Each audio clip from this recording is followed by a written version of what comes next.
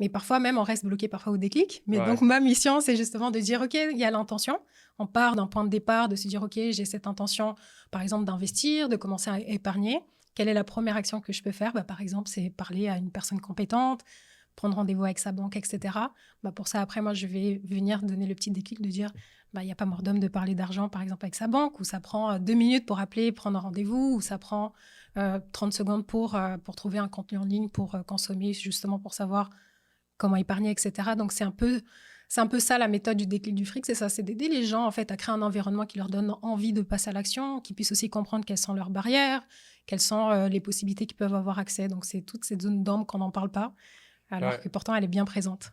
Ouais, puis je suis d'accord avec toi que même si tu ne veux pas, tu es quand même confronté à l'argent à tous les jours parce que tu la dépenses, tu travailles pour en gagner, puis elle est répartie d'une façon, mais tu peux, en ayant le déclic, comme tu dis, de pouvoir un peu plus prendre le contrôle de la façon que tu la répartis.